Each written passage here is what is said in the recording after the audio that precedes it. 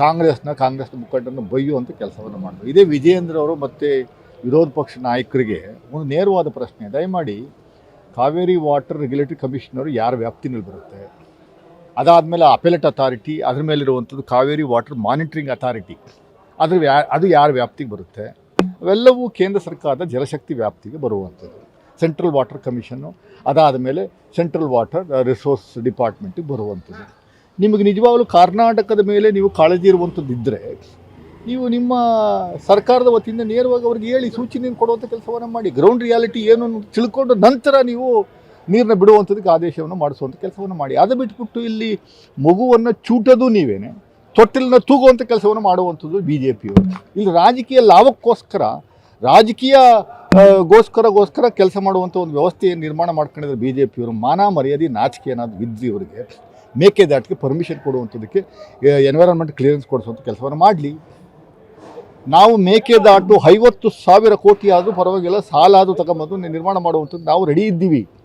ನೀವು ಪದೇ DPRನ ಕೊಟ್ಟಿರುವಂಥದ್ದನ್ನ ವಾಪಸ್ ಹಾಕುವಂಥ ಕೆಲಸವನ್ನು ಮಾಡ್ತೀವಿ. ಈಗ ಮಳೆ ಆಗಿದ್ದೆ, ನಾವು ಬಿಡುವಂಥ ಕೆಲಸವನ್ನು ಮಾಡ್ತಾ ಇದ್ದೀವಿ. ಅದಿರಲಿ, ಒಂದು ಕಡೆ ಮಳೆ ಸಂಪೂರ್ಣವಾಗಿ ಆಗಿಲ್ಲ, ಮತ್ತೆ ನಿಂತು ಹೋಗಿದೆ. ಆ ಭಾಗದಲ್ಲಿ ಒಳಹರಿವು ಕಮ್ಮಿ ಆಗಿದೆ. ನಾವು ಸುಪ್ರೀಂ ಕೋರ್ಟ್ ಆದೇಶದ ಮೇರೆಗೆ ಒಂದು ತಿಂಗಳಿಗೆ ಎಷ್ಟು ಬಿಡಬೇಕು, ಜುಲೈ ತಿಂಗಳಲ್ಲಿ ಎಷ್ಟು ಬಿಡಬೇಕು, ಆಗಸ್ಟಲ್ಲಿ ಎಷ್ಟು ಬಿಡಬೇಕು, ಸೆಪ್ಟೆಂಬರಲ್ಲಿ ಎಷ್ಟು ಬಿಡಬೇಕು ಅನ್ನುವಂಥದ್ದು ಭಾಳ ಸ್ಪಷ್ಟವಾಗಿದೆ. 177 TMC, 150 TMC ಬರೀ 5 ತಿಂಗಳಲ್ಲಿ ಬಿಡಬೇಕು ಅನ್ನುವಂಥ ಆದೇಶ ಆಗಿದೆ. ಈಗ ಒಟ್ಟಾರೆ ಈ ತಿಂಗಳು 41 TMC ಬಿಡಬೇಕು, ಹೋದ ತಿಂಗಳು 32 TMC ನೀರು ಬಿಡಬೇಕು, ಒಟ್ಟು 70 TMC ಎಲ್ಲಿಂದ ತಗೊಂಬರೋಣ? ಇಡೀ 4 ಜಲಾಶಯಗಳ ವ್ಯಾಪ್ತಿನಲ್ಲಿ ಬರುವಂಥದ್ದು ಬರೀ 114 TMC ಶೇಖರಣೆ ಇರುವಂಥ ನೀರು ಅಷ್ಟೇ. ಅಲ್ಲಿ ಮೆಟ್ಟೂರು ಡ್ಯಾಮಲ್ಲಿ ಒಂದೇ ಡ್ಯಾಮಲ್ಲಿ 110 TMC ಶೇಖರಣೆ ಮಾಡುವಂಥ ಕೆಪಾಸಿಟಿ ಇರುವಂಥ ಒಂದು ಡ್ಯಾಮ್ ಅದು ಅವ್ರು ನಿರ್ಮಾಣ ಮಾಡ್ಕೊಂಡವ್ರೆ. ಇಲ್ಲಿ ಬಿ ಜೆ ಪಿಯವರೇ ಎಲ್ಲದಕ್ಕೂ ತುಪ್ಪ ಸುರಿದು ಬೆಂಕಿ ಹಚ್ಚುವಂಥ ಕೆಲಸವನ್ನು ಮಾಡ್ತಾರೆ. ಅರ್ಥ ಮಾಡಿಕೊಂಡು ಅವರು ಸರ್ಕಾರನೇ ಇರೋದ್ರಿಂದ ದಯಮಾಡಿ ಗ್ರೌಂಡ್ ರಿಯಾಲಿಟಿ ಏನಿದೆ ಅಂತ ಅಸೆಸ್ ಮಾಡುವಂಥದ್ದಕ್ಕೆ ನಿಮ್ಮದೇ ಆದಂಥ ಟೀಮನ್ನು ಇಲ್ಲಿ ಕಳಿಸಿ ಆ 4 ಡ್ಯಾಮ್ಗಳನ್ನು ಪರಿಶೀಲನೆ ಮಾಡುವಂಥ ಕೆಲಸವನ್ನು ಮಾಡಿ ನಂತರ ನೀವು ನೀರು ಎಷ್ಟು ಬಿಡಬೇಕು ಅನ್ನುವಂಥ ನಿರ್ಧಾರ ತಗೊಳ್ಳಿ.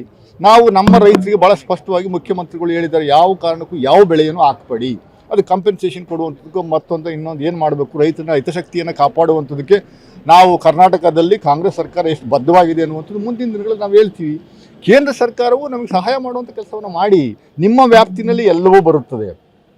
ನೇರವಾಗಿ ನರೇಂದ್ರ ಮೋದಿಯವ್ರಿಗೂ ಮೊನ್ನೆ ಮೈಸೂರಿಗೆ ಬಂದಾಗ ಮುಖ್ಯಮಂತ್ರಿಗಳು ರಿಕ್ವೆಸ್ಟ್ ಮಾಡ್ಕೊಂಡಿದ್ದಾರೆ, ದಯಮಾಡಿ ನಿಮ್ಮ ಮುಖಂಡರುಗಳು ರಾಜಕೀಯ ಮಾಡೋದನ್ನ ನಿಲ್ಲಿಸುವಂಥ ಕೆಲಸವನ್ನು ಮಾಡಿಸಿ, ಜನಸಾಮಾನ್ಯನ ಗೊಂದಲ ಸೃಷ್ಟಿ ಮಾಡಿ ಅವರ ಅಶಾಂತಿಯನ್ನು ಸೃಷ್ಟಿ ಮಾಡುವಂಥ ಕೆಲಸವನ್ನು ಮಾಡ್ತಾ ಇದ್ದಾರೆ ಅಂತ ಕಂಪ್ಲೇಂಟ್ ಕೊಡುವಂಥ ಕೆಲಸವನ್ನು ಡಿ ಕೆ ಶಿವಕುಮಾರ್ ಮಾಡಿದ್ದಾರೆ. ಅದನ್ನ ಅರ್ಥ ಮಾಡ್ಕೊಂಡು ಏನಾಗುತ್ತೆ ಅನ್ನುವಂಥ ಮುಂದಿನ ದಿನ ನೋಡ್ತೀವಿ.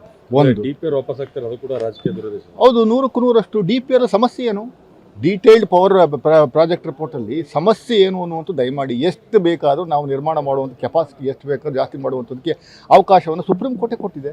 66 TMC ನೀರನ್ನ ಶೇಖರಣೆ ಮಾಡುವಂಥ ಒಂದು ಡ್ಯಾಮ್ನ ಬ್ಯಾಲೆನ್ಸಿಂಗ್ ರಿಸರ್ವಾಯರ್ ಅದು. KRS ಡ್ಯಾಮ್ ಥರ ಅಲ್ಲ, ಹೇಮಾವತಿ ಡ್ಯಾಮ್ ಥರ ಅಲ್ಲ, ಆರಂಗಿ ಡ್ಯಾಮ್ ಥರ ಅಲ್ಲ, ಕಬಿನಿ ಡ್ಯಾಮ್ ಥರ ಅಲ್ಲ. It's only balancing reservoir.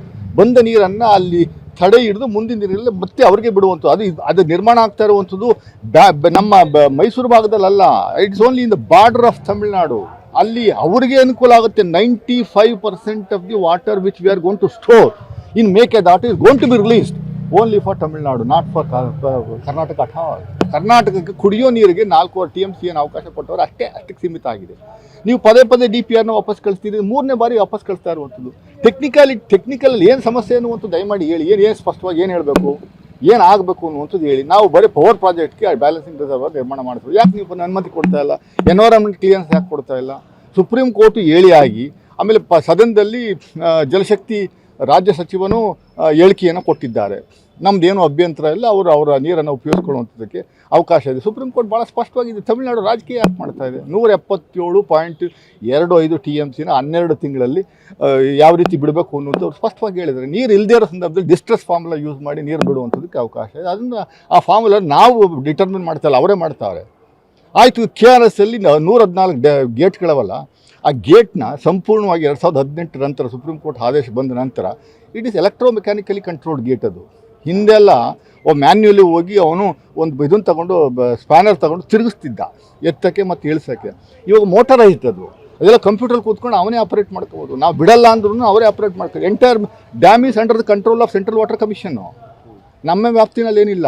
ಈಗ ಏನಿದ್ರು ನಮ್ಮವ್ರು ಸುಮ್ಮನೆ ಅವ್ರು ಹೇಳಿದ್ನ ಕೇಳ್ಕೊಳ್ಳುವಂಥದ್ದು ವ್ಯವಸ್ಥೆ ಅಷ್ಟೇ. ನೀವೇನೇ ಬಿಡಬಾರ್ದು, ಬಿಡಬೇಡಿ.